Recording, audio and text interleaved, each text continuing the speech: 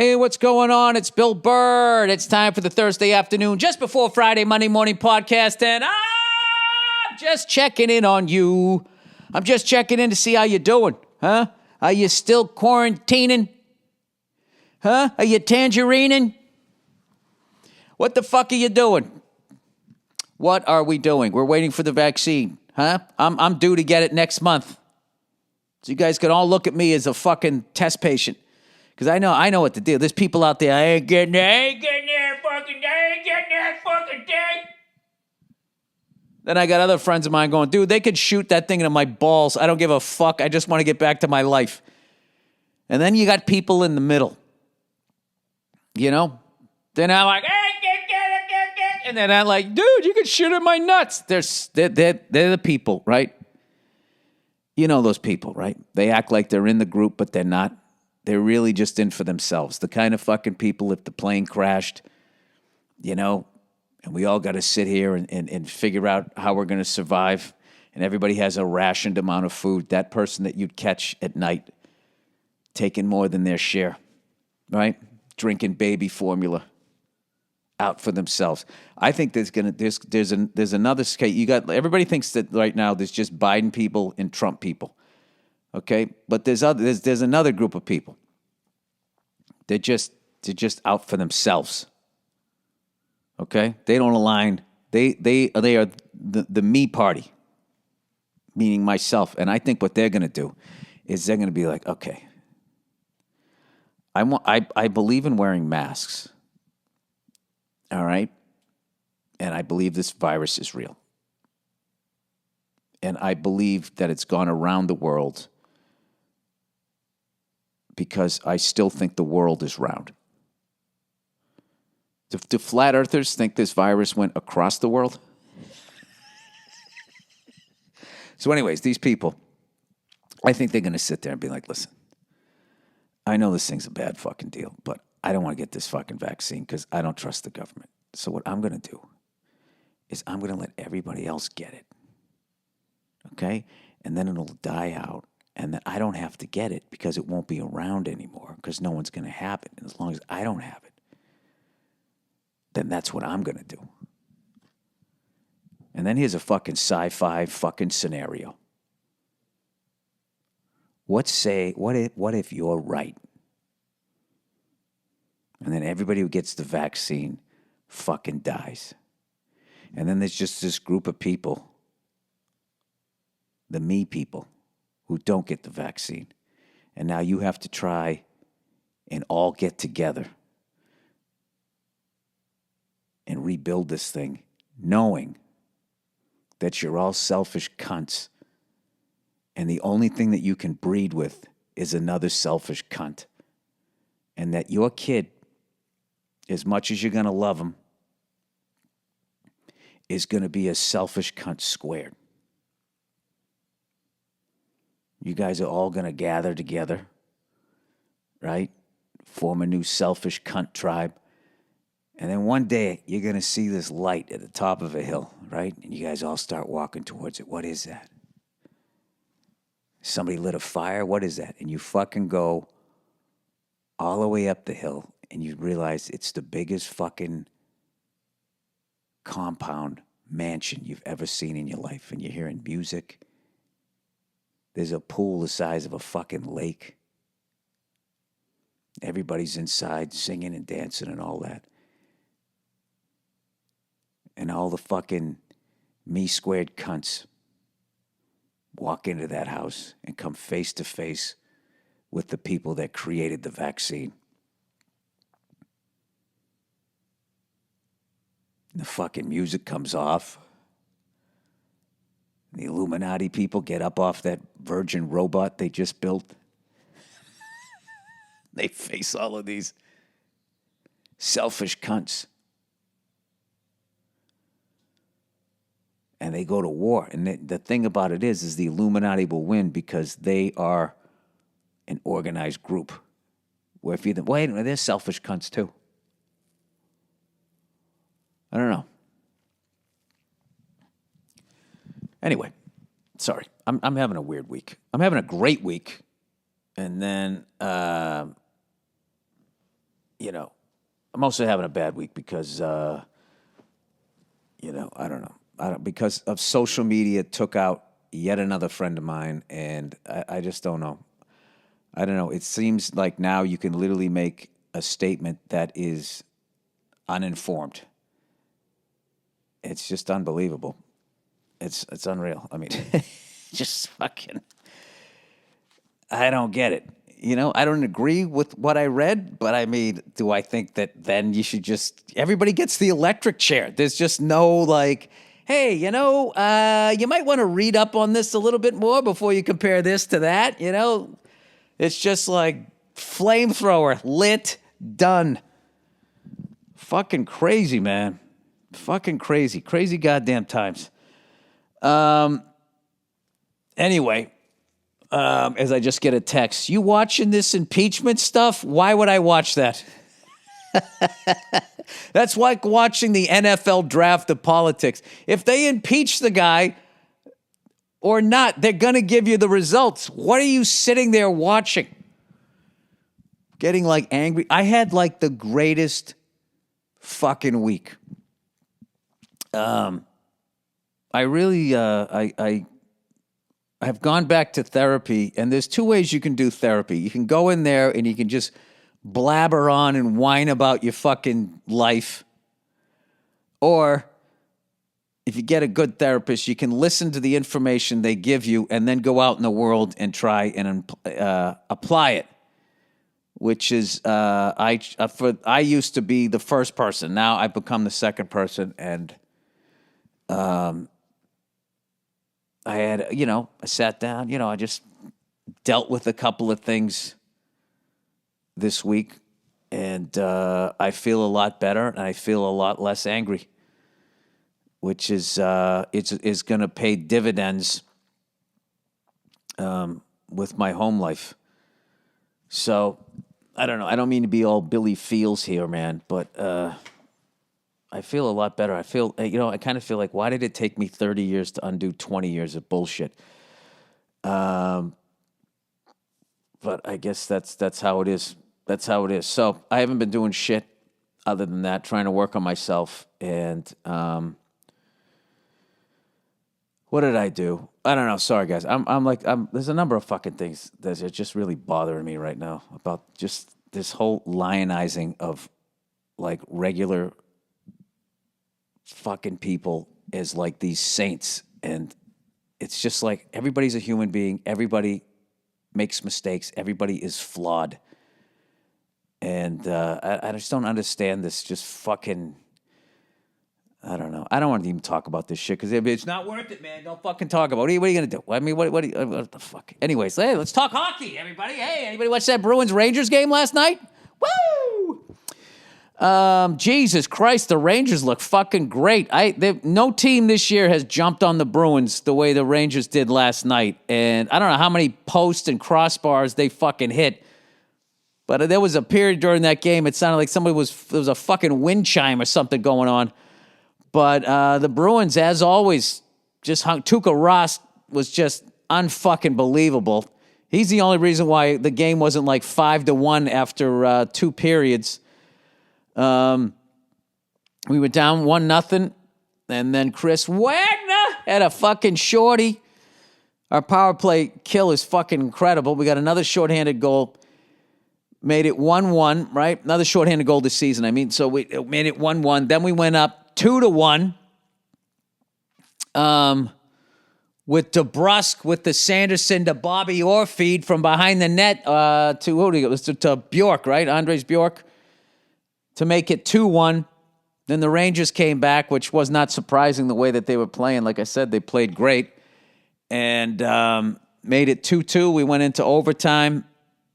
And Rangers came down. Charlie Mack back on defense. They tried a little saucer pass, didn't put enough mustard on it. Charlie knocked it down midair.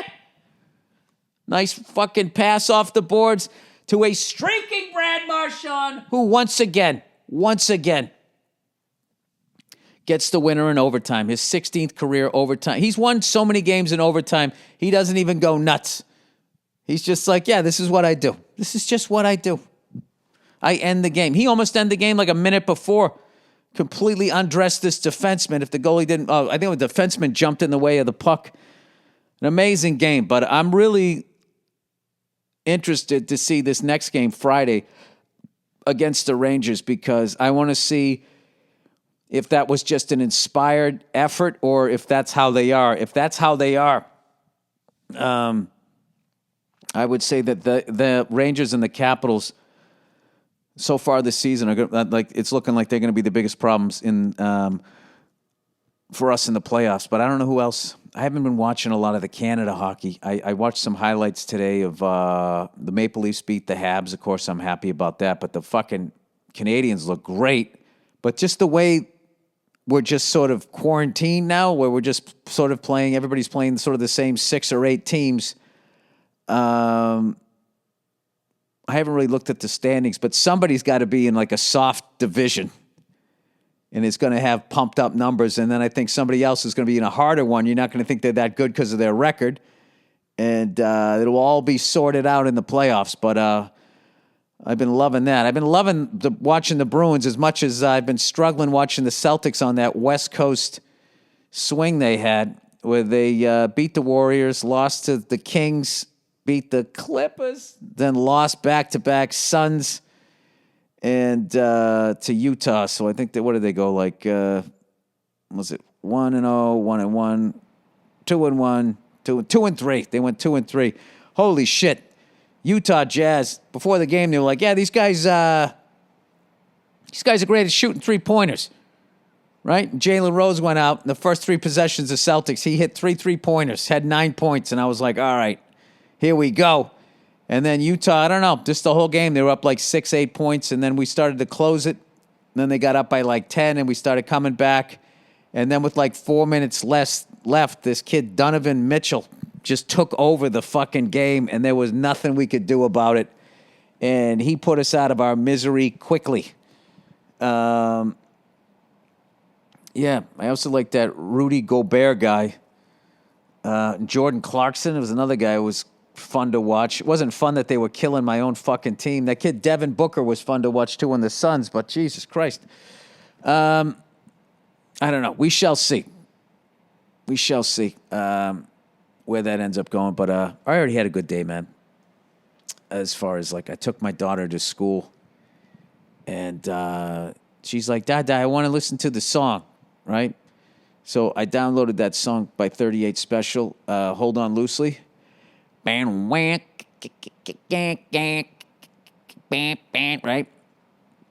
Fun song to play on guitar. And I've been playing it, a couple days in a row, so now she likes it. And she actually said 38 Special today. And then after I played it, she said AC/DC. She goes, AC/DC, what that mean? Because she knows it's letters, like she thinks it spells a word.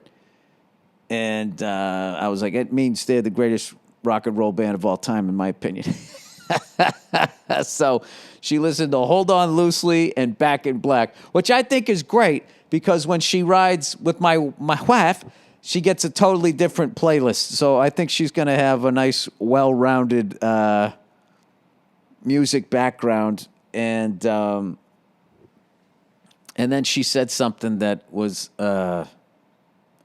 really made me feel great. Like she, I think she kind of has a crush on one of the little boys. And she's like, I just love him because he's a boy and he can speak French like, somebody else in the class or something like that. And then the greatest thing ever, she goes, and he's nice like my mommy and daddy. And I was like, oh my God. Because you always hear that, if your daughter, you as a father, how much you have to be there for your daughter. Because if you're an asshole, she's going to go date assholes. So far, so good. She's 4 years old, and she likes a nice kid because he's nice like her mommy and daddy. And I told my wife that, and we were just like, we high-fived, like, all right, we're in the first quarter. Oh, God, that's scary. 18 divided by 4. Let's see. Goes in there 4 with 2 left over. So like 4.5, I'm almost through the first quarter of raising my kid already. That's how fast it goes. Holy shit. Yeah, 4.5 years old, because at 9, you're at halftime, right? 18, they graduate high school and then go off to college.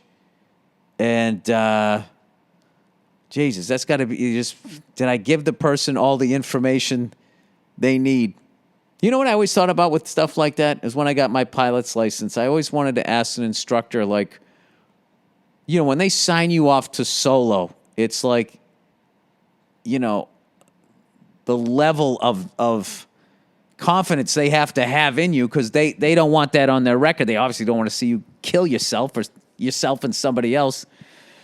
Speaking of which, I soloed the Cabri G2 for the first time.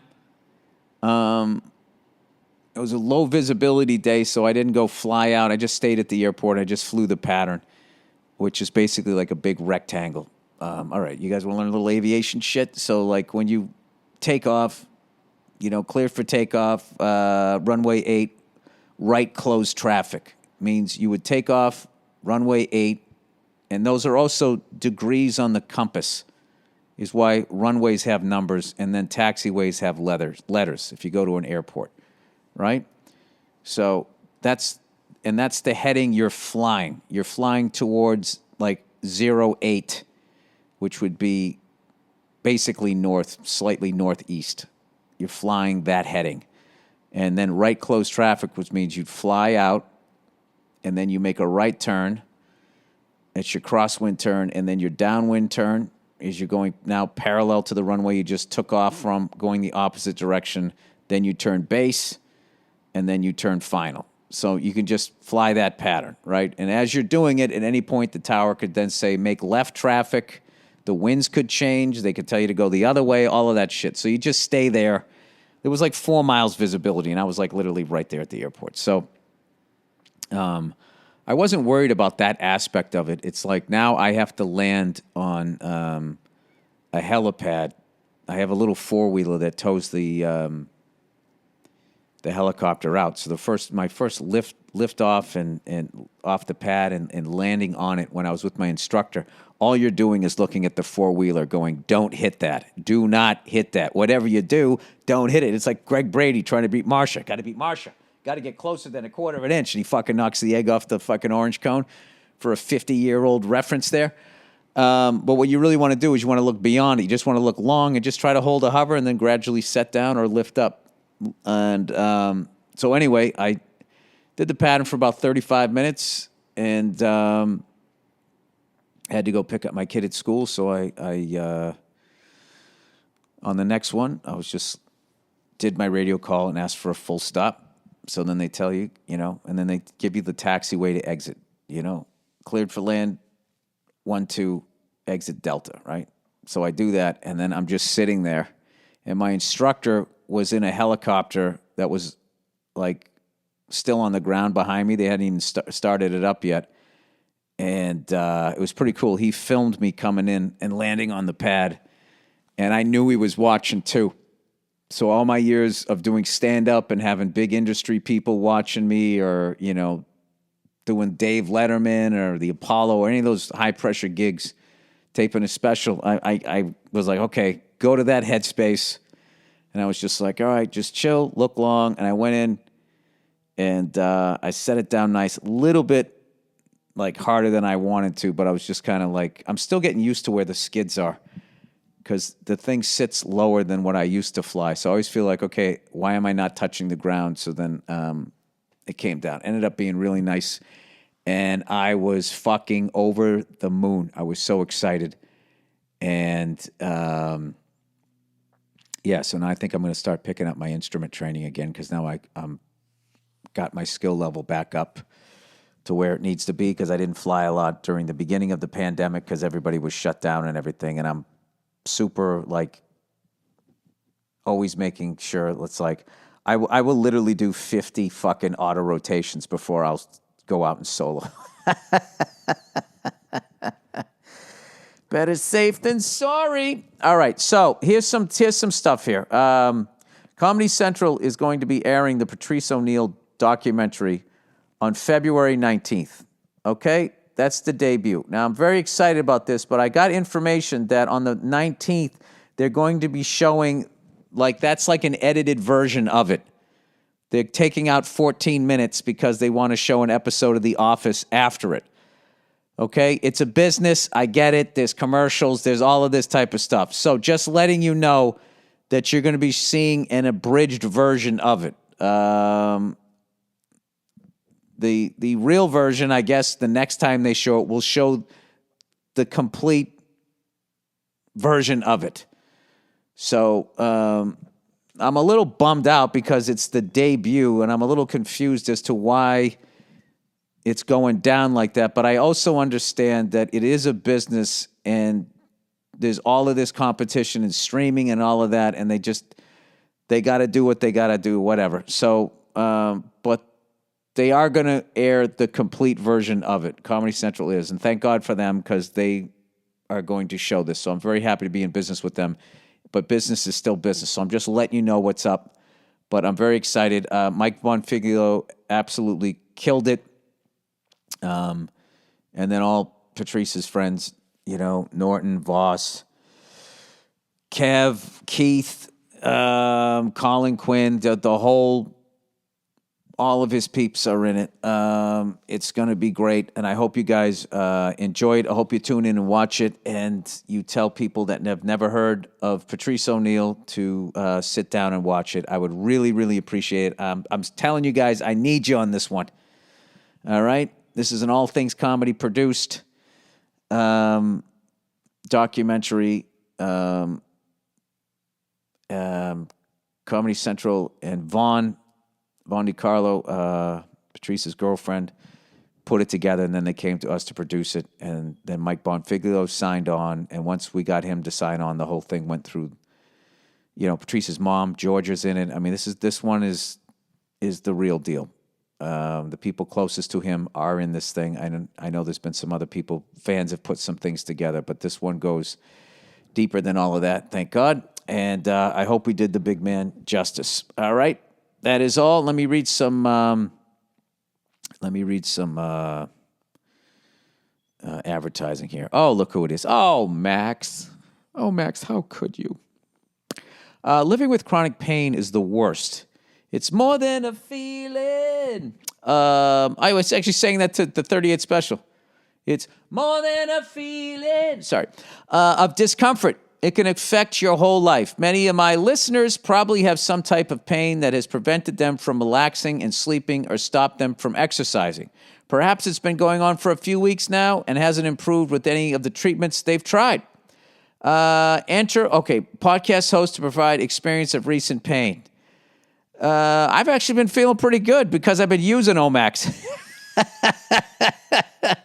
My last little rotator cuff that was fucking bugging me, I put it on my back of my shoulder blade. It's been feeling great.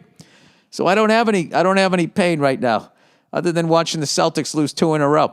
Enter Omax Health. If you're looking to get rid of nagging muscle and joint pain immediately while providing long-lasting recovery, then you need to try the natural breakthrough pain relief solution, Cryo-Freeze CBD Roll-On. I love that it's a roll-on. Developed by Omax Health. Omax, what did you do this time? This non-prescription triple-action pain relief roll-on is specially formulated to block pain receptors, reduce inflammation, and improve muscle and joint flexibility. The best part is this 100% natural CBD-powered remedy works its magic within 10 minutes of application, and relief lasts up to 8 hours, much longer than the over-the-counter products. Oh, Max Health is offering my listeners 20% off a bottle of Cryo-Freeze CBD pain relief roll-on. You got to do this shit, man. If you got pain in your hands, all that stuff. A buddy of mine, rode motorcycles for a long time, and his hands from, doing whatever the fuck you do, shifting and all that, just bugged him. And he slapped it on there, and he feels great.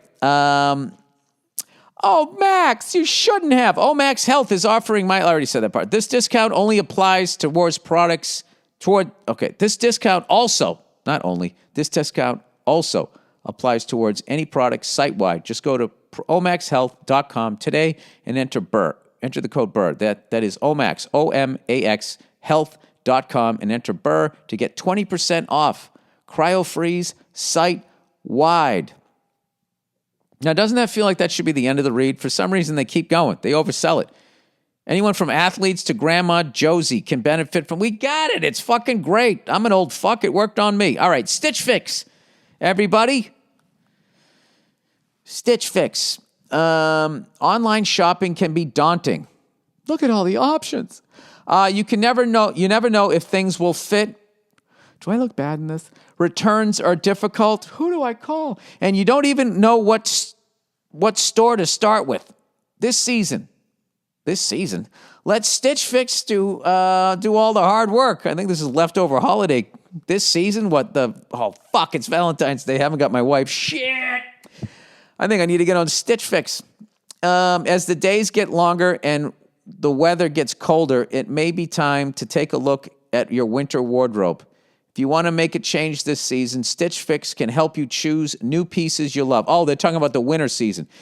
If your go-to outfit in 2020 has become sweatshirts or yoga pants, you may be feeling like you're in a style rut. Let Stitch Fix help you feel excited about what you're wearing.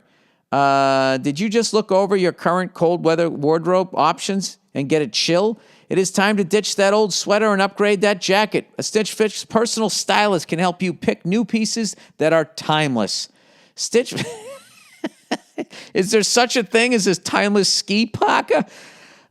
Stitch Fix offers clothing hand-selected by expert stylists for your unique size, style, and budget. Every piece is chosen for your fit and your life, and it's the easy solution to finding what makes you look and feel your best. Try on pieces at home before you buy. Keep your favorite and send back the rest. Stitch Fix has free shipping, easy returns and exchanges, and a prepaid return envelope is included. There's no subscription required. Try Stitch Fix once or set up automatic deliveries. You'll pay just $20, a $20 styling fee for each box, which gets credited towards pieces you keep. And there's no hidden fees ever. Stitch Fix has styles and clothing to fit any occasion for women, men, and kids. They ship all over the U.S. and available in the UK as well. Get started today at stitchfix.com/MMP, and you'll get 25% off when you keep everything in your fix. That's stitchfix.com/MMP for 25% off when you keep everything in your fix. Stitchfix.com/MMP. All right, there we go. And as always, during these cold winter months, all right, don't forget to get some of Tim Herb Alexander, his hard cider. It's the perfect fucking drink. Herbcider.com during these cold winter months. I know you guys are getting crushed by the snow back there. Imagine, okay, you're done shoveling. You're coming into your little hot stove there, and you got a little bit of herb cider there. You know, a nice fucking... Oh, man, that makes me want to go skiing. My favorite thing about skiing, other than skiing, back in the day when I did it before I realized I was going to blow up both my fucking knees or bend my thumb backs to my wrist, was that beer. Remember you always thought you had one more run in you, and then you just fell down the fucking hill?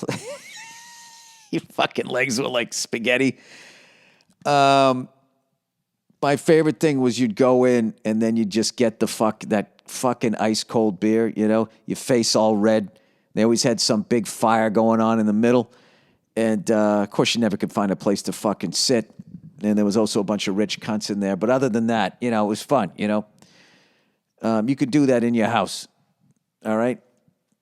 Crank up your gas fucking fireplace and have a little bit of herb cider at herbcider.com, herbcider.com. All righty. All right, what else did I want to talk about? How much more time do I got left here on the podcast before I have to get back to 9 million other things that I have to do? Oh, you know what? I actually had a social distance thing yesterday that I went to. It was like 3 other comedians that I've known since way back in the day. It's fucking hilarious. We're all sitting like, I don't know, do you watch the NBA thing now where they got Shaq is like fucking 9,000 feet away, and then there's the white dude, and then the chick, and then the other guy, and they're all just like, I don't know. Where's Charles Barkley been lately? I haven't seen him on that thing. I don't know. Wait a minute. Let me look up. Jesus Christ, you can't even keep up. The people that get in trouble now. Charles Barkley. Let's see what comes up. Come on, Charles. Hang in there, buddy. All right. Nothing but his stats and Wikipedia. Okay, the man's still in the game. Woo! It was fucking hilarious. I guess Shaq went up. I saw this really fucking hilarious interview where he was interviewing that kid, Donovan Mitchell, on the Utah Jazz. And he's just like, Donovan, this is Shaq. And he's like, hey, Shaq, what's up? He's like, I don't think you have what it takes to go to the next level. And he's like, okay. What do you think about that? He's like, whatever, man, And then, he has this big game against the Celtics, and then Shaq took credit. He's like, you're welcome. I've always motivated people. And then somebody posts the stats going like, he's been playing like this all year. Now, I love Shaq. I hope he's not becoming a grumpy old man hating on the young players. Who knows? I don't know what, but I don't know shit about the NBA, but I just thought it was funny. He's like, my whole career, I have been a motivator and a leader by insulting people and saying that they suck. So they'll prove me wrong. I understand that, though. That is the power, what is that, reverse psychology? Maybe that's what it is. Maybe that's a 2-point reversal. I don't know. Anyway, that is the Thursday afternoon podcast. I don't know what to say here. Just listen to the music, and then we have another bonus half hour of material from a bonus half hour episode from a Thursday afternoon, just before Friday, Monday morning podcast from, I don't know, a few years ago. I think that's how we do it. The great Andrew Themlis picks out the music. So look him up, follow him on Twitter, and he'll get back to you if you like the music and want to know what it is. All right, that's it. Have a great weekend, you cunts, and I will talk to you later. Go Bruins, go Celtics, go fuck yourself.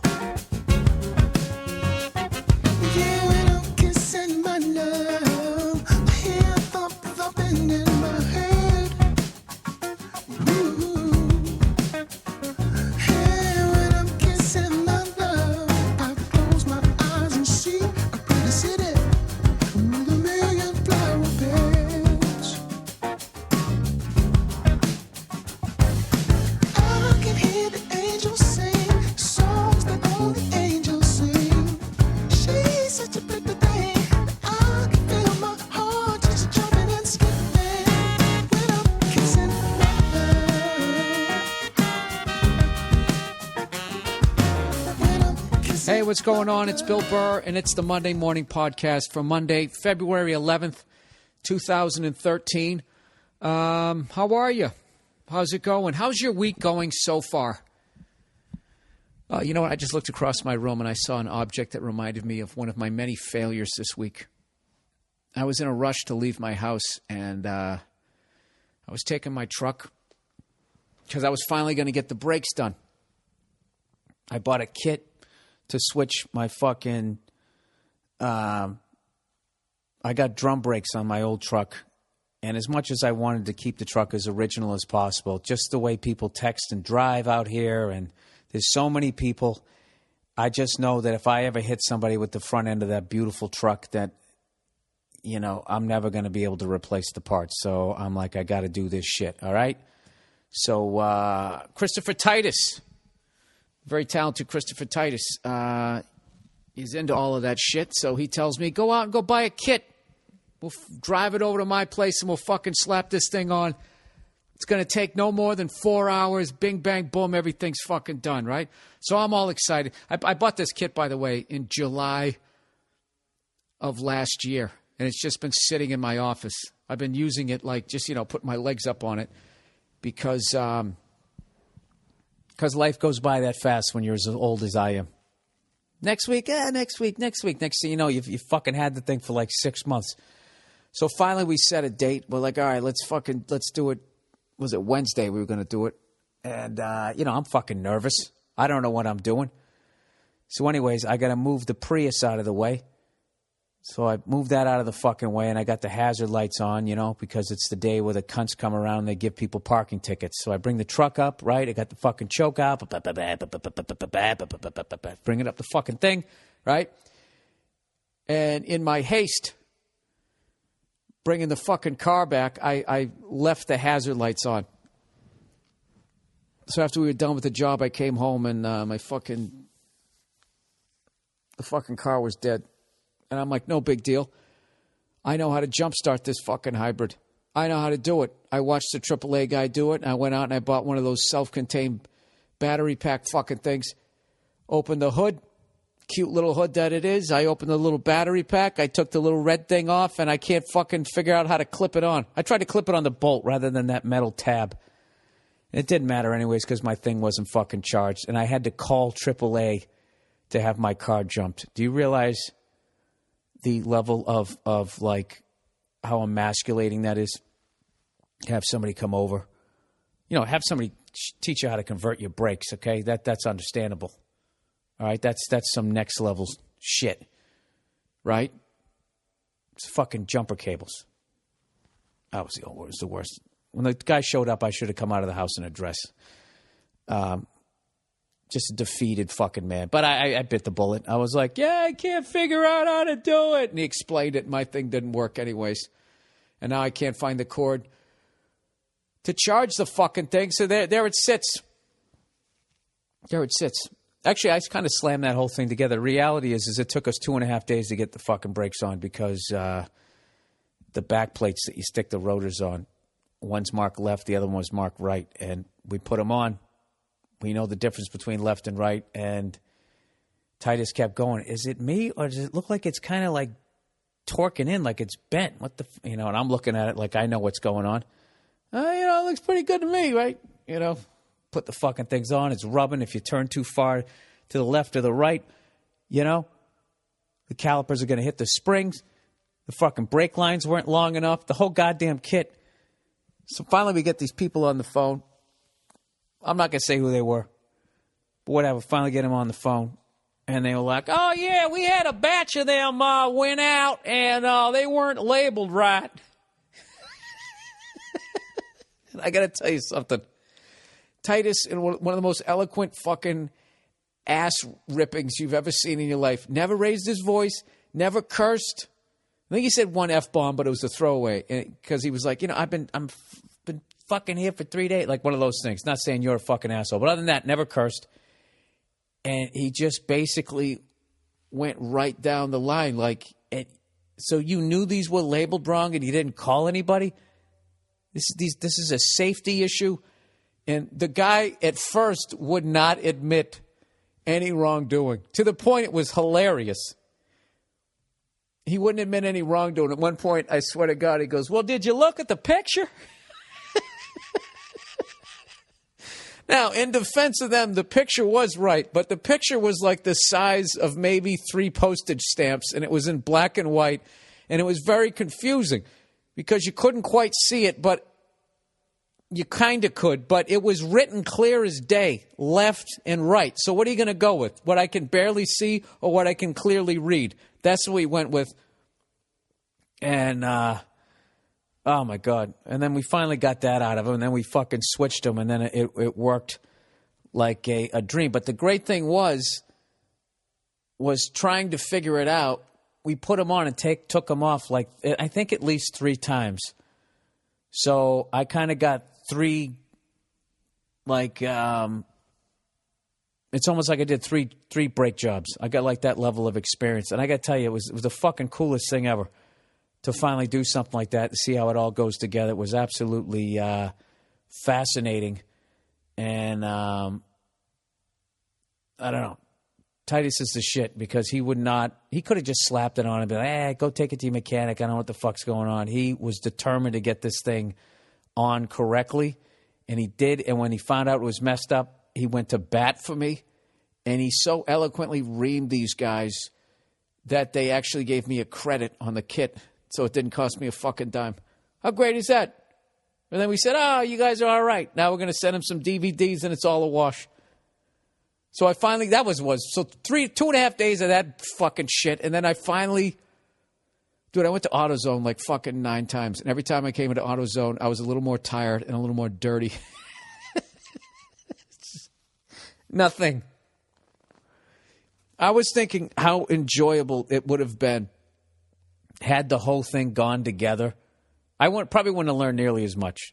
But just, like when you watch those YouTube videos like Eric the Car Guy and he's just fucking, it's just this goes here and this goes here. You take that off, put this on, then put this thing back on. And it just goes so fucking smoothly. And that was not the case on this thing. But when we finally got it all together, it was tremendous. And I'm psyched now. But this is how much of a sentimental fool I am. I'm keeping the old drum brakes, and I bought the tools to be able to put it back together just because I don't want to leave it. I want to learn how to do it, and then I also don't want to just leave all the springs and shit laying around in the garage, kicking them around and shit, How long can you really leave that shit around before something fucking happens and then you lose it forever? So there you go. How'd you like that? That was my fixing the brake story.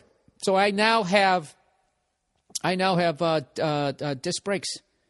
And I put one of the rotors on with the caliper and all of that, and I was beyond psyched. Although it does help to have a friend who's basically a master fucking mechanic who has all the goddamn tools. Who's getting who? I should have been over there with a fucking nurse's outfit on. I was just handing him shit. But whatever, I got dirty.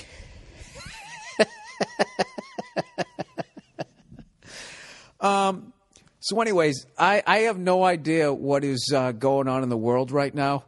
Because for some reason I've decided to do like 10 do-it-yourself fucking projects, and I'm painting my living room. So I don't know. It's a motherfucker. It's a pain in the ass. It's easy, but it's a pain in the ass. And I had to tape everything up, and I haven't watched TV for like the last 2 days. So I know it snowed in Boston. That blizzard. What the fuck are they calling it? Nokia, Nardia. What the hell is it here? Nemo. Blizzard Nemo. I guess they're going to name snowstorms now.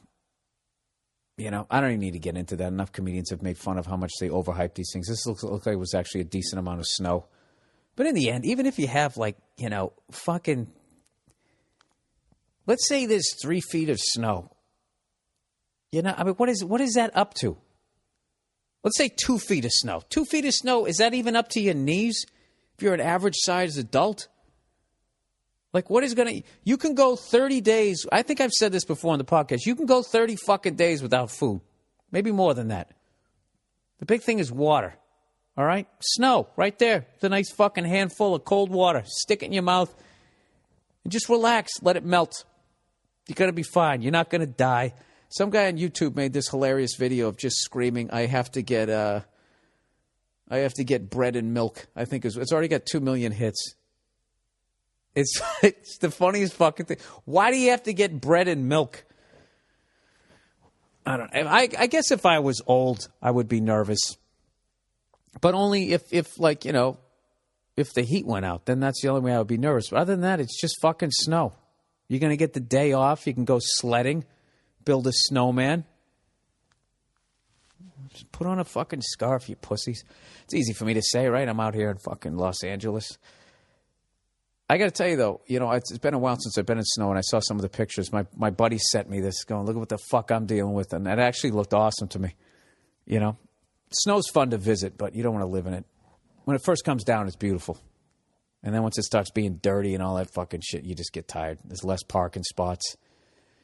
Everybody down in Southie shoveling out their cars, putting a fucking trash barrel there. Some yuppie doesn't know the rules, pulls in his little fucking Peugeot, and he never sees it again. At least that's how I heard it works there. This is the Monday Morning Podcast. What am I going to do here? Well, you know what else I missed today? I didn't realize the Bruins. I know that their game against Tampa Bay got canceled, and I didn't realize that they played the Buffalo Sabres, which has become a big rivalry. And I know a lot of you guys don't like hockey, especially the douche who had to write me on Twitter to let me know that he tried to watch hockey, didn't enjoy it, and literally wrote yawn. What a fucking cunt. I just said, it's a great sport. Watch Bruins Montreal if you want to try to get into. Do I really need your fucking, do you think the NHL, well, maybe they give a fuck. Maybe they want your money. Write them. Why are you writing me like I'm the goddamn commissioner? Anyways, why do I read them? I don't know why I should just not read them. So anyways, people hate fucking the Sabres. They hate Lucic because he ran over their goalie. last year and hurt the guy.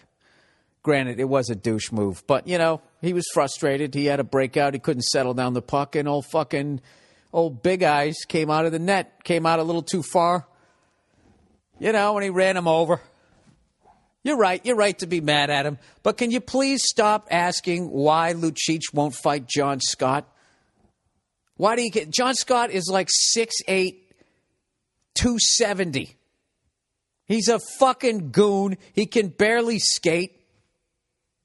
Why would you have an all-star fight that guy? Risk getting hurt and then sit in the box. That's why he's not fighting him.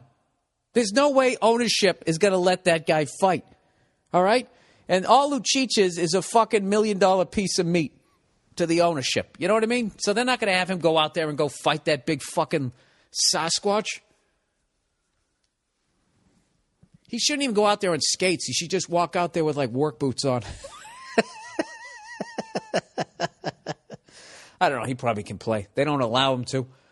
But I hate when people say that shit. They pick, like, the best guy in your team, and they're like, yeah, he's too much of a pussy to fight our toothless moron. Yeah, that's a good switch-off. That's a good trade-off. Let's have one of our best guys sit down for 5 minutes, and all you lose is some fucking goddamn gorilla. I get it, Buffalo. You're upset. Okay? You want to see Lucic get pounded. I understand. Your probably logic is, well, fucking what about Saucer Eyes there? He wasn't exactly a tough target. Maybe he deserves it. I don't know. I feel bad for people in Buffalo. You know what I mean? I've been there as a sports fan. Fortunately, they let me up off the mat over the last 10 years. I'm rooting for you guys. I know what people say to you. I know exactly what the fuck. I dealt with that Bucky Dent, 1918, all that fucking horse shit. The fucking curse with the Canadians back when they dominated us 25 fucking years ago, whatever the hell it was. Unless you're Dan Shaughnessy. Every time we lose to him, he starts, the curse is back. Noodle-headed cunt. I know what you're going through. I know people say wide right. They say Brett Hull. They say, why do you play sports? Why don't you just stick to making appetizers? You already came up with buffalo wings. Is there something else you guys can come up with that we can enjoy eating while we watch our teams win championships? I realize they say all that cunty shit to you, and it eats away at you after a while. It's awful. I don't have any animosity towards any fans who go through shit like that. Haven't gone through it myself. I only wish it on, who I wish it on. I don't need to get into that shit anymore. Hey, I take it Kobe stopped passing the ball. You guys are losing again, huh? Did you figure it out, Laker fans? Or you've just figured out a new way to compliment Kobe Bryant? Unbelievable. Do you know, like last week out here, Kobe for like 3 games in a row actually passed the ball for the first time in his career. He actually was passing the ball on a regular basis. And I know a lot of people are going to say, because they wrote to me, oh, he's got 5,000 career assists. Muggsy Bogues has over 6,000 in like 3 less seasons, okay? The motherfucker's not passing the ball. Everybody who plays with him is not lying. They're not making up shit, all right? Guy finally passes the ball and plays the team game. Fucking the Lakers night and day. All of a sudden, they're this team that's winning. And the Laker fans think, oh, that was the problem. Kobe was the fucking problem. No, they immediately drop to their knees and blow him again. It's a new facet to his game.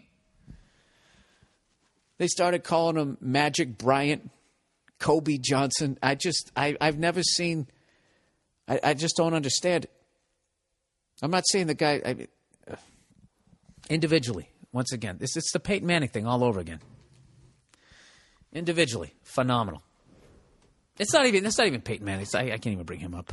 Oh, Christ, I'm rambling. Let's do... can you tell I got a zillion fucking things in my mind? This podcast is more fucking retarded than usual.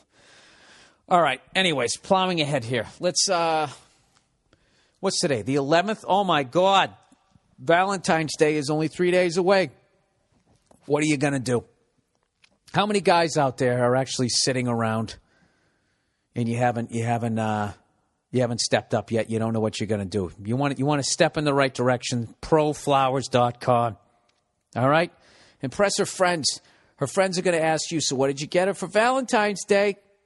What did you get her? And you'd be like, a big bouquet of flowers or a big bouquet, however the hell you say it. Impress your woman and her friends. It's probably even more important to impress her friends. Send her flowers from Pro Flowers. Yeah, get her the best kind with the biggest damn vase. Shut all her friends up, and she'll be happy for a couple of days, right? 1 dozen romantic rainbow roses and a free glass vase from my friends at proflowers.com for just $19.99. $20. $20. You're already getting kisses. And for my listeners, double the roses for just $9.99 more. You just need my code Burr, B-U-R-R, when you order. What the hell is this? Please use this time to tell your listeners about your personal experience.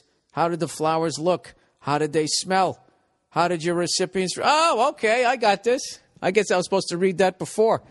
You know what? Last year they sent some to my mother. And she loved them.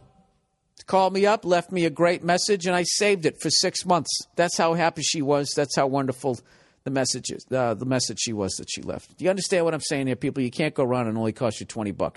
Here's the only way to get this amazing Valentine's Day deal. You call 1-800-PRO-FLOWERS and mention Burr, B-U-R-R, or go to theproflowers.com, or go to proflowers.com, click on the microphone in the top right-hand corner, and type in Burr, B-U-R-R. That's proflowers.com. Click on the microphone and type in Burr, B-U-R-R. Order today and get on with your wonderful day. Hey, ladies, you know, what's to stop you this year from getting your guy? Oh, man, you should do that. Get him 4 dozen roses. Just embarrass the hell out of him. Send it down to the job site. Proflowers.com. Do it today. All right, the next one here. Let's get through this here. What do we got? Here we go. Stamps.com, everybody. If you never want to go to the post office again, but you want to be able to do everything that you can do within the post office, all you have to do is just sign up at Stamps.com. With Stamps.com, everything you do at the post office, you can do right from your desk. Buy and print U.S. postage for any letter or package using your own computer and printer. Stamps.com will send you a digital scale, calculates the exact amount of postage you need for any class of mail. Then just hand your mail to the mailman, drop it in the mailbox, or even schedule a free package pickup using Stamps.com. You'll never have to deal with bad weather again to send out letters and packages. I use Stamps.com to send out all my DVDs to my road gigs. I've never had a problem. I weigh it. I get the figure. It prints it out. I slap it on. I go to the gig, and magically they're there. Right now, use my last name, Burr, B-U-R-R, for this special offer. No risk trial, plus a $110 bonus offer. Includes the digital scale and up to $55 in free postage. Don't wait. Go to Stamps.com. Click on the microphone at the top of the home page and type in Burr, B-U-R-R. That's Stamps.com. Enter Burr, B-U-R-R. All righty. Moving on. Yeah, so I missed the game. Yeah, I missed the game today, and I saw Campbell jump that guy in the Sabres. He didn't come out too well in that one. I love how the guy in the Sabres is like looking at the ref like, I don't want to fight. Oh, all right. What does? All right, enough with the sports talk. Okay? I need to appease the ladies and the nerds out there. Oh, here's one for you. This weekend I actually took a night off from stand-up comedy. And I went out to Indio, California. I can't even remember the name of the casino. I saw Don Rickles. I had to do it, man. I was like, I always see these guys. Underrated. Going to a casino and seeing a legend. He was amazing. And Tony Orlando, tie a yellow ribbon, he destroyed in front of him. I didn't realize how many hits that guy had. You know? I went with Bartnick, and I was just going like, I think this guy's going to open with tie a yellow ribbon. He's going to close with it, and he's going to play it again in the middle. And he came right out of the gate, tie a yellow ribbon. And in my world, I'm like, this guy's out of hit. He's out of hits.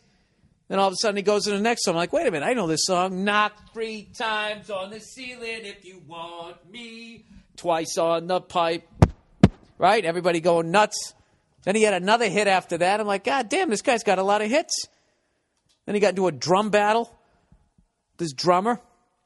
I'd have to give the nod to Tony. And then Rickles comes out. It was just amazing, just seeing an icon. You know?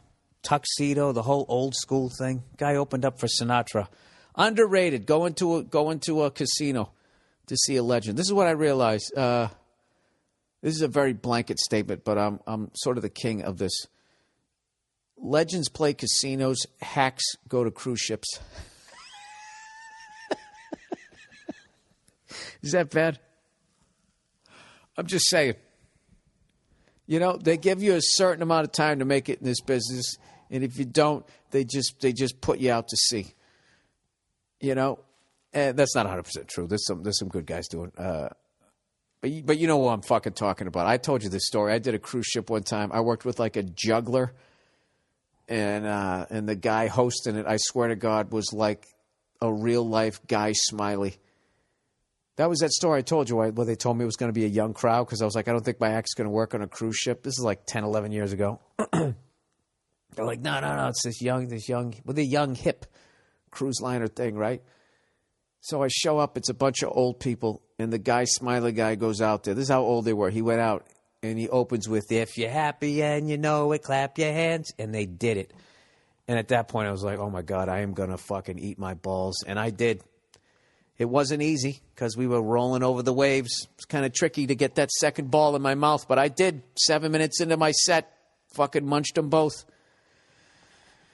Captain wrote a letter to the agency. Oh, God, why didn't I ever get a copy of that? It said I was offensive to all races, the handicapped.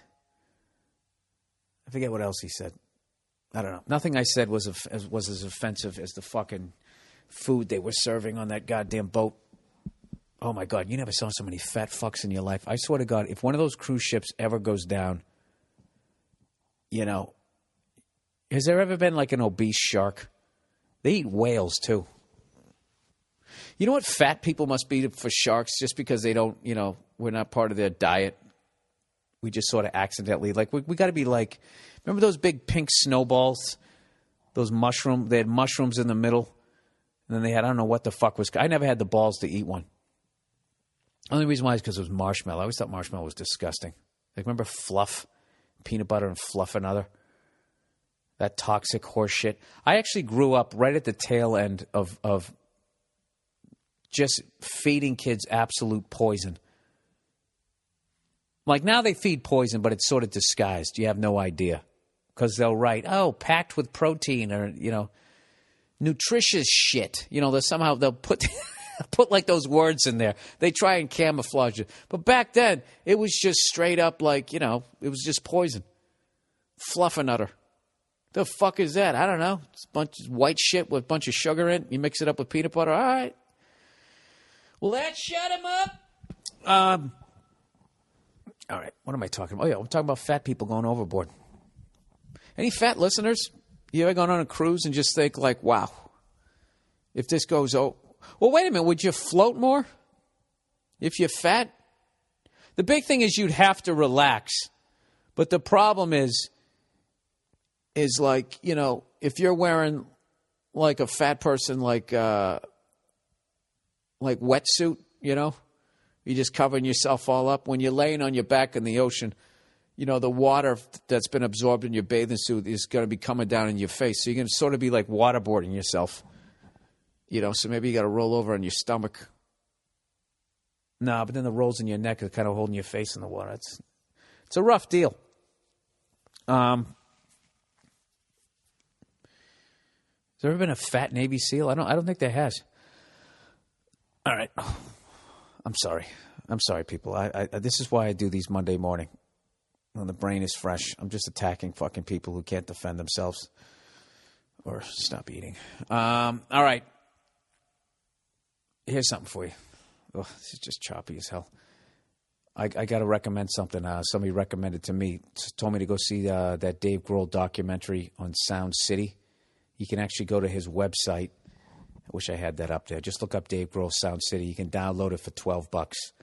And it's worth every goddamn penny. It's about this studio, Soundcity, where basically, I would say maybe 40%, it seemed, of every fucking awesome album you've ever downloaded or ever wanted to get over the last 40 years was made in this studio. And Dave Grohl actually bought the soundboard when it was going out of business. He bought the soundboard, so that kind of starts it off. And when you watch it, this isn't really a spoiler alert. The whole time they're interviewing him, he's sitting in this old school van. And I was sitting there going, is that one of those old Ford vans? Like the original, like the Ecoliner, is that how you say it? The early 60s? I hate how, like, pedophiles ruin vans. You know what I mean? I don't know if it was pedophiles or date rapists. But, like, vans in the 60s, if you look at them, they're not that bad. They're actually kind of adorable. I'll bring a picture up there. Like, you know, the Ford Ecoliner. It looked like it had big fucking eyes. Looked like it needed some sleep, you know? And they were so tiny, you could just see it. You couldn't do anything in them. People could just see. You could see almost right through the fucking thing. In the 70s, they became creepy. That's when they started, you know, putting carpet on the floors and the ceiling of them, and they had these crazy sort of acid murals on the side of them. And guys with hairy chests and mustaches started driving them around. And just somewhere it just became the big jizzmobile, you know? And the skanks liked them. I wish I was around when vans were cool, you know? Actually, I was. When I was a kid, I used to think custom vans were the shit. I used to think, why don't my parents have a custom van? Remember that when you wanted your parents to be cool? Why can't he get a Corvette? Oh, I don't know, because there's fucking 6 kids. Where the hell am I going to stick you? That's when you know your dad's fucking around and your mom comes home with a 2-seater. Fuck the family. I'm going out tonight. All right, Bill, how do you tell a girl she sucks in bed? Oh, Jesus. Hey, Bill, how do you tell a girl she sucks in bed without hurting her feelings or making her embarrassed? Is it okay to give pointers in the bedroom, or would it make me look like a dick? Help me out, Bill. Go fuck yourself. All right, the first half.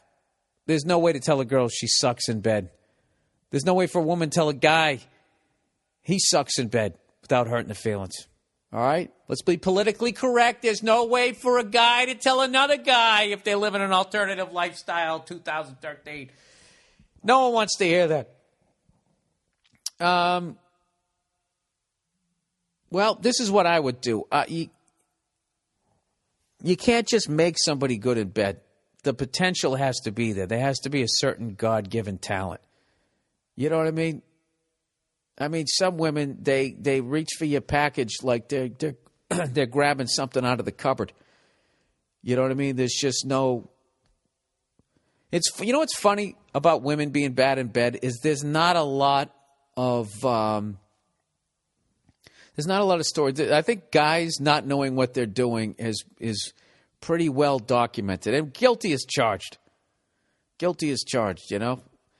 But it's definitely a two-way street. What I would do is, if you feel she has potential, rather than give her pointers, like, hey, listen, you're doing a great job in there. Here's a couple things, like make some halftime adjustments. Maybe you could do that, like stop halfway through fucking, you know, have her run into the bathroom, and as you run in, somebody interviews you.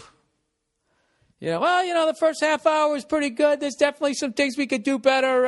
You know, my balls are kind of lonely, and, you know, she's kind of, you know, she doesn't have a good rhythm. We're going to try to work on our rhythm in the second half. All right, yeah, go fuck yourself. You know, runs back in. I would suggest rather than, okay, definitely don't tell her she sucks. Do not give pointers. I would, the key word here is guiding. Guiding and informative moaning. I would say would be the most user-friendly way to protect this girl's feelings. That's what you have to do. I need more information. Do you feel she's aware? How does she suck in bed? Like I said, is she grabbing your dick like she's, you know, reaching into a mailbox to see what the fuck's in there? Or is she just shy? You got to help me out here. I don't know. You know, that's what I would do. I would guide her. And by guide her, I don't mean pushing her head down. Guiding. No forcing. None of that type of stuff. And then where you got to be Simon Cowell is don't give her any sympathetic moans.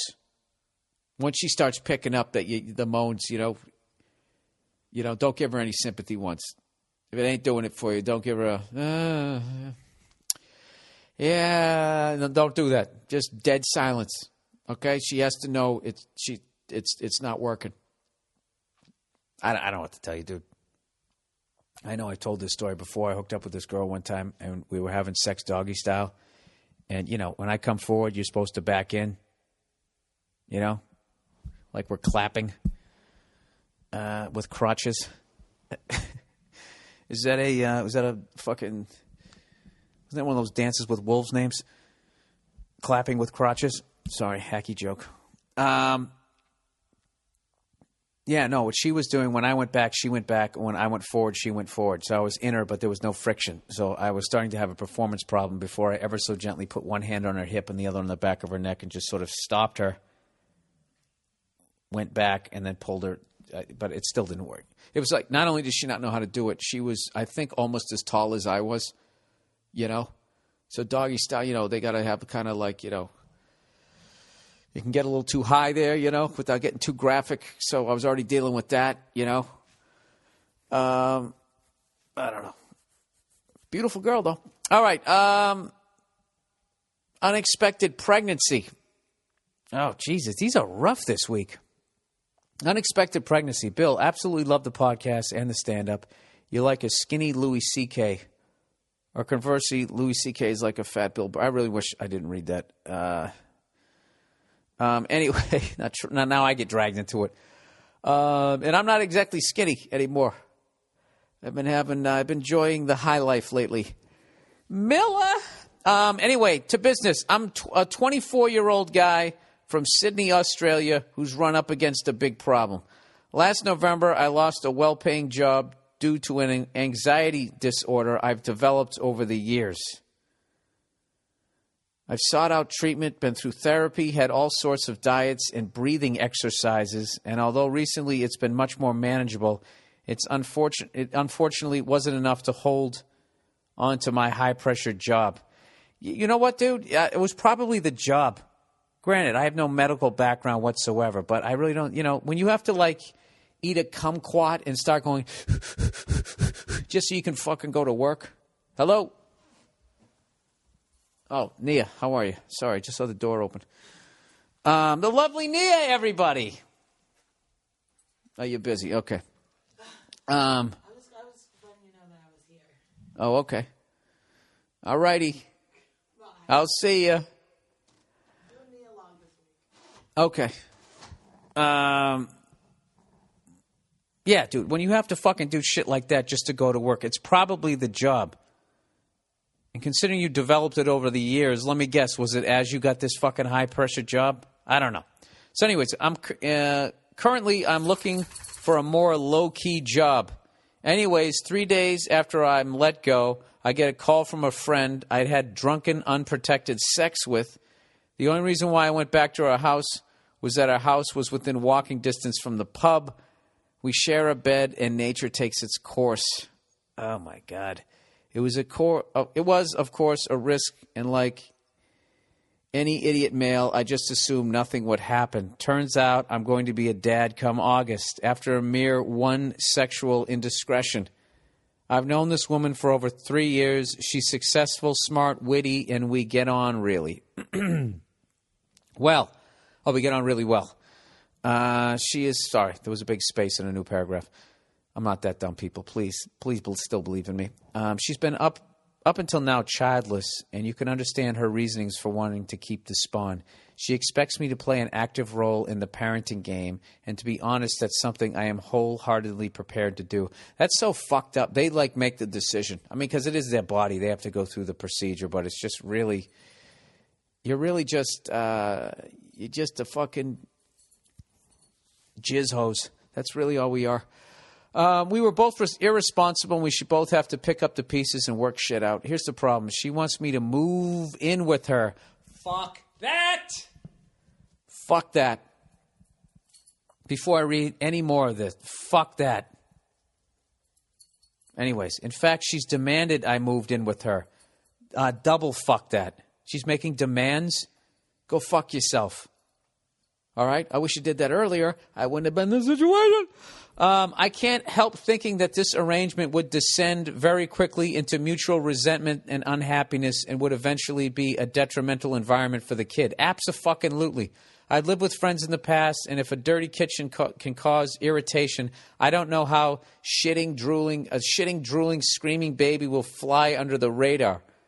I want to move somewhere close by so I can share their parenting duties, but I don't see how moving in is a better solution. She is also asking for financial support to the tune of half, which the shit I've spelt out above surely makes this impossible.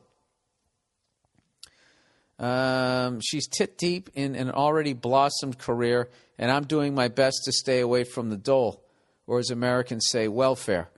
So I'm asking advice on two things. How do I relay my moving in doubts to a hormonal pregnant woman without hurting her feelings or making her feel like she has to go at it alone? And how can I spell it out to her that I won't be able to be there for the baby financially in the way she wants? Jesus Christ, dude. What else? And how do you fucking jump to the moon? By the way, when she told me about the pregnancy and oh Jesus arrived fully formed in my mouth, go fuck yourself, cunt. You just have to have an adult conversation with her. Just be like, look, who's kidding who? We're not in love with one another. You're not my soulmate. I'm not your soulmate. But we're both adults, and we did this, so we have to take responsibility. Okay? I would still like to meet my soulmate, and I imagine you would too. And we're not going to be able to do that if we're basically pretending to be a couple, which we're not. We're not, okay? Just look at the baby like it's like a timeshare condo. Sorry. No, just tell you're not going to move in. I'm not moving in with you. I'm going to support you 100% with the baby, 100%. But I'm not moving in. And when she says why, just be like, because I'm not in love with you. We're not getting married. We screwed up, and now we're doing the right thing. But yeah, I'm not moving in. And what's she going to do? Grab you by the throat, make you move in? No, fuck this. And the fact that she's making these demands, she wants half of your money. Well, this is the deal, dude. You knocked a girl up, and now you got a kid coming, so you got to go make some money. All right? And you do have to support the kid. This is one of these fucked up things. If she's got a great career, why does she need half of your salary? You know what I mean? If you had a great career, she wouldn't even fucking work. Why don't you say this? All right, how about this? Why don't I be Mr. Mom? I'll stay home with the kid and you go out and work and you support me. I'll wear a fucking apron. Have at it, lady. Go put on your Nancy Reagan power suit and fucking have at it. Yeah, dude, look. What do you... I know, you got the double whammy here. I wouldn't do a double header here. Although the conversation might go in that direction, but I would definitely not tell her that I'm moving in with her. There's no fucking way. There's no way that that's happening. All right? There's no way that that's happening. Because I'm not in love with you. And let her hem, let her haw, let her cry, let her scream, let her throw shit, let her do whatever the fuck she wants to do. You're not moving in with her, sir. All right? Don't do it. Don't go to bed with a price on your head. No. Don't do it. Sorry, Beretta. Don't fucking do it. All right? And then as far as supporting your kid, you got to do it. You got to give her the money. You can't have that. This kid is in an unbelievably unfortunate situation. You have to make the best of it. And you guys have to be friends. And that's another reason for not moving in. You know, what are you going to sleep in the same bed? Like you're married, like you love each other? I mean, you can't fucking do it. So,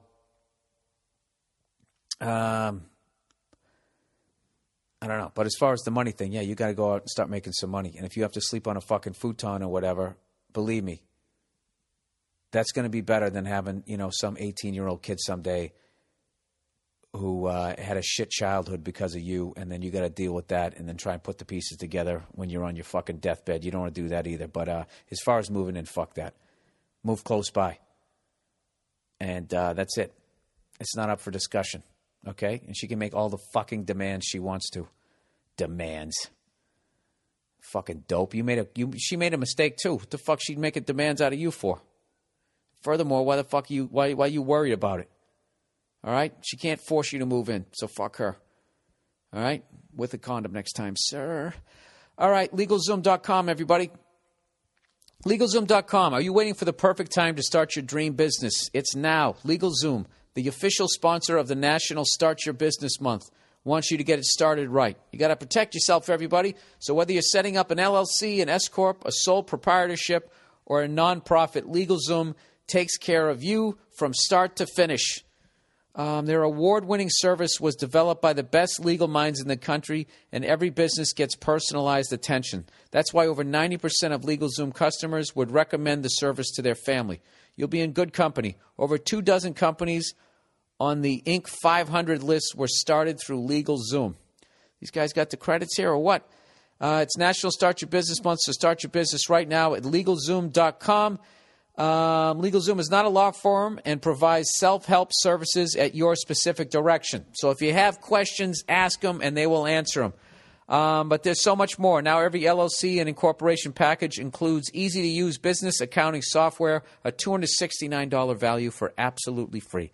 Be sure to enter Burr, B-U-R-R, in the referral box at checkout. Start your business, protect your family, and safeguard your assets at LegalZoom.com today. Is that it? Is that it for I think that's it for the ad stuff. Here's something I saw. I was trying to get something to talk about on the podcast here. So I looked up the Drudge Report because I always hear this is like something that people look at. And they were talking about Newt Gingrich's ex-wife unloads on camera. Network debates the ethics of airing what she said about her former husband before the South Carolina primary. Okay, and you guys know, like, when I talk about hockey and you have no idea what I'm talking about, this is my version of it. South Carolina primary for what? What is Newt Gingrich running for? Mayor of South Carolina or senator? Is that what it'd be? I don't pay attention to this shit. So anyways, I guess his Marlene Gingrich has said she could end her ex-husband's career with a single interview. Oh, hell hath no fury. Just take the fucking alimony. What did he? Oh, didn't he do something? Wasn't she sick in the hospital and he kind of tagged somebody else? Why do you think he could get away with it with that giant head of his? Anyways, earlier this week, she sat before ABC News cameras. She spoke to ABC News reporter Brian Ross for 2 hours, and her explosive revelations are set to rock the trial. What trial? I don't fucking know. It's just another ex-wife just going absolutely... Why would you do that? Aren't you biting the hand that feeds? As much as you hate this guy, and he was probably a piece of shit to you, I mean, you're really going to affect his ability. If he doesn't win that political office, how can he pay for your Mercedes with all that fucking hush money? All the bribe money he's going to get, you know? How are you going to afford to get your hair and nails did every fucking 2 weeks, you know, if he doesn't have a job where he gets to look the other way as people pour shit in the water supply? For God's sakes, woman, have you thought this through? I don't fucking know. All right, what are we doing here? Is that all the advertising? I got to make sure I didn't miss any of the fucking advertising. They always end up flipping out at me. Oh, you know, you're supposed to read it and you didn't read it. You know, what's going on with that? Couldn't you read it earlier? I think that was it. All right, that was it for other than the Amazon stuff, and I say that every week, so you know. Where am I in the podcast right now? 46 fucking minutes in. Look at me. Wheezing across the fucking finish line this week. You know what? I actually had a great week. Really, Bill? Well, it hasn't translated into a great podcast, you unfunny cunt. All right, I know. It's been a little lackluster. Little fucking lackluster. Dear Billiam, I know this is last minute. Oh, I didn't even tell you guys why I had a great week. I went out and I did a bunch of stand-up, and this was like 4 things that I've been working on, meticulously crafting in front of tourists down at the Comedy Store. And I figured out a through line where it all connected. Like, you ever hear that shit when people say, you don't know how to write a script? Just start writing a bunch of themes. Just write little vignettes, and then somehow they all stick together, which never fucking works. That's like you're trying to build a house. Just start hammering shit. But it actually worked out with the stand-up thing. I have a nice through line. I have a new chunk of shit that I've strung together like some cheesy thing with a bunch of beads. That some native person that was supplanted through genocide is now sitting on the fucking curb out in, Honolulu? Is that where I saw them? Supplanted, is that a word? Relocated? Valentine's Day advice, Billy boy. Dearest Billiam, I know this is last minute. I had a question about Valentine's Day. I am a single guy in my mid-20s. Rejoice.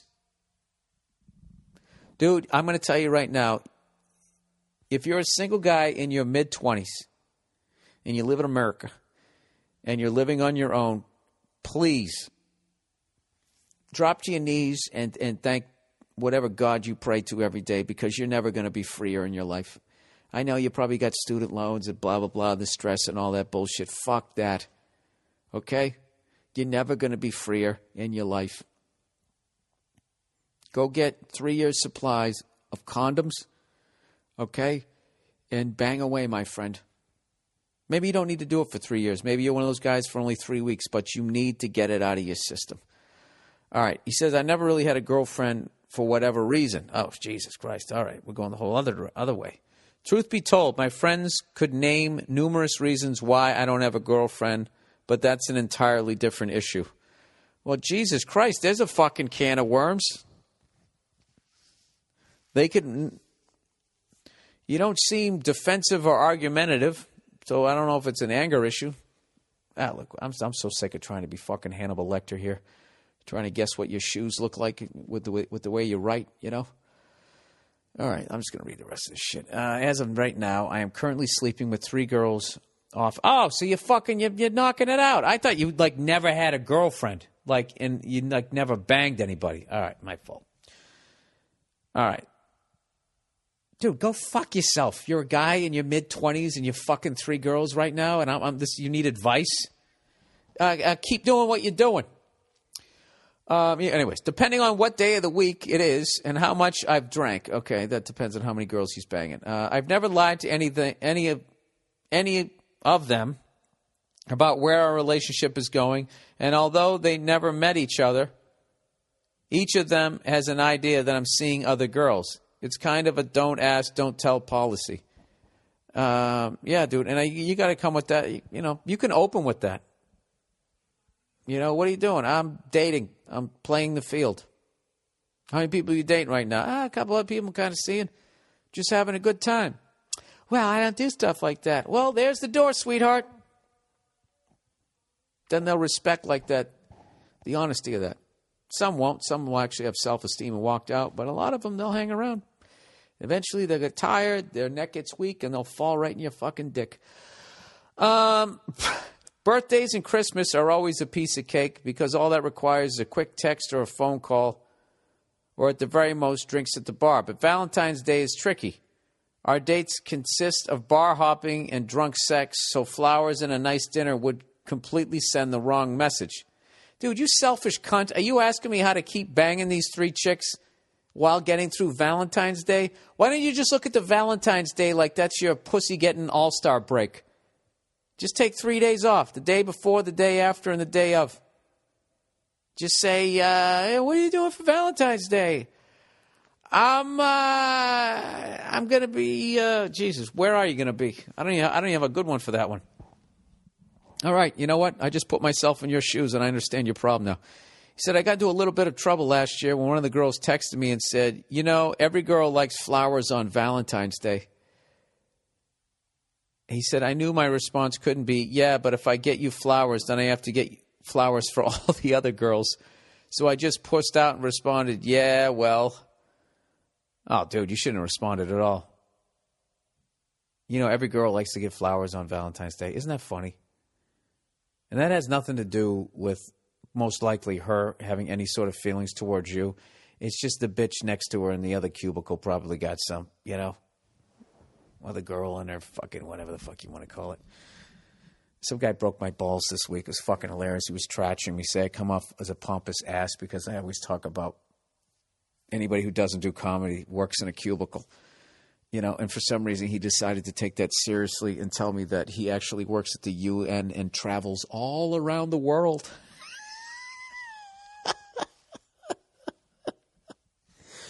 If that's actually true, sir, why don't you just get on with doing that? You work at the UN and you travel all over the world. Why would you give a fuck what some absolute jackass is saying on a fucking podcast? How insecure are you? Your insecurity is probably a great thing because that's probably the thing that drove you to be at the UN where you travel all around the world. You know what, sir? Good for you. That's awesome. I hope working at the UN and traveling all around the world fills you up some point, where it fills you up high enough where you don't have to respond to a silly joke on some dumbass podcast. I travel all around the world. You know what? That's actually a great fucking job. Do you feel like you get anything done? You know? Do you sit there wearing that headpiece next to that guy who's wearing the water buffalo hat? Doing that shit, and you're sitting there trying to talk to him about how you can sell your Ritz crackers to their country? Is that what you're doing? When you're traveling all around the world. I travel all around the world.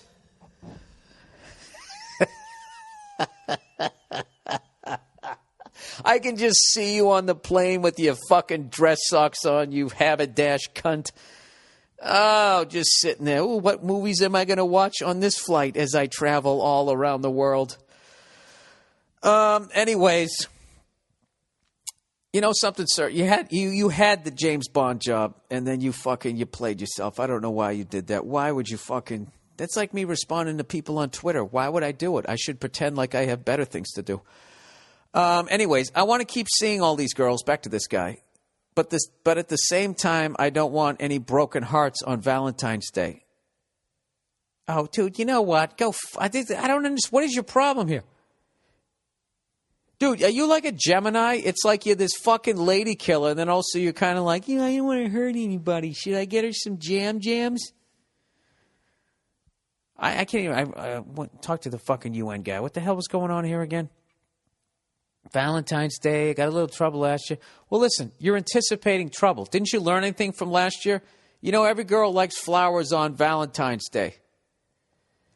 What would I write back? I know what my response would be the second I read that. If it was just some girl I was banging and then they wrote that, I would get this awful feeling in my stomach.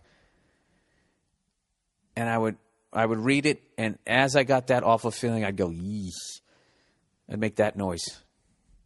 You know that thing, like when you're just banging a girl, and then all of a sudden she just fucking makes that comment? You know? You think she's on the same page as you, and she just makes that comment. You know, I was thinking about you today. You just feel that feeling in your stomach. Ugh. Oh, yeah? Well, don't.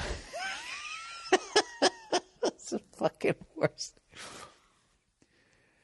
You got to be one and done. But one and done is scary.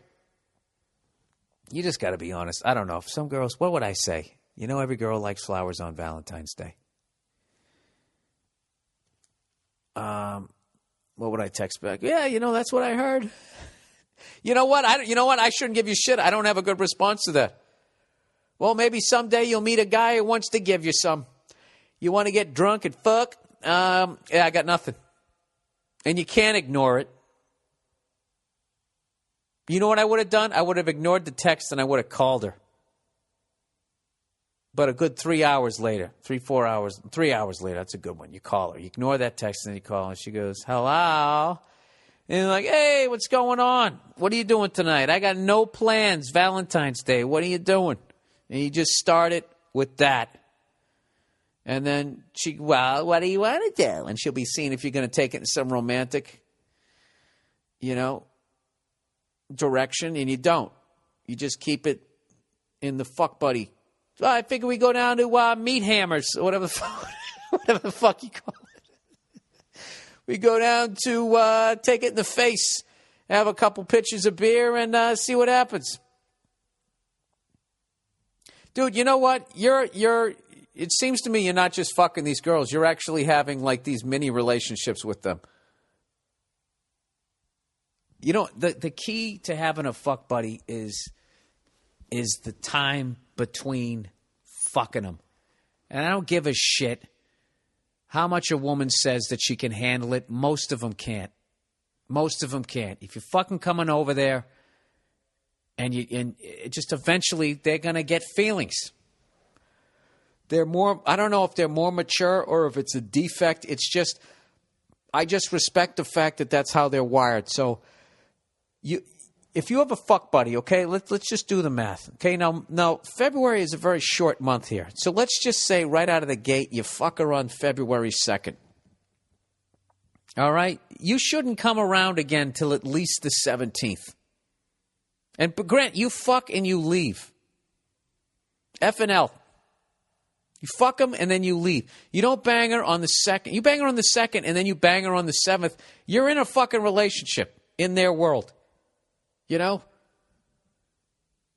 Unless you literally, the second you have an orgasm, as you're coming, you're scooping up your clothes and you walk out like half naked. Then you're just bizarre. Which is another good way to keep them at bay. And why don't I just read the rest of this and see what his question is here. He says, I want to keep seeing all these girls, but at the same time, I don't want any broken hearts on Valentine's Day. Yeah, you want to keep fucking all of them. No, dude, what you have to have a revolving door. You have to have a stable of women if you're going to live this life, or you have to give in to fucking rubbing one out. All right? But you can't be a relationship guy with 3 different women because you are going to end up hurting them. So what you have to constantly be doing, you got to be like a college coach. All right? Every year you lose some top prospects, but you're out there recruiting. Okay? So you maintain. But it's never ending. It's fucking exhausting. But if that's the game you want to play, that's what you have to do. So that girl who says, every girl likes flowers on Valentine's Day, right there you put her on waivers. Okay? For a fucking piece of ass to be named later. You got to get rid of her. Okay? And you got to go back and analyze what the fuck you did wrong that she felt it was okay for her to text you. Because you fucked up. That right there shows that you fucked up. That she felt that she could send that to you if you think you're just fuck buddies. All right? So anyways, he continues. He says, I know that, like it or not, this shit is important to women. If I take one girl out, I'm playing favorites and setting a bad precedent. Plus, if she does that check-in shit on Facebook, I'm completely fucked. Yeah, dude, you're doing dirtbag shit. If you're a single guy and something could happen that fucks you on Facebook, you're leading these girls on. Anyways, he says, if I take none of them out or do nothing, I have 3 irritable ladies on my hand.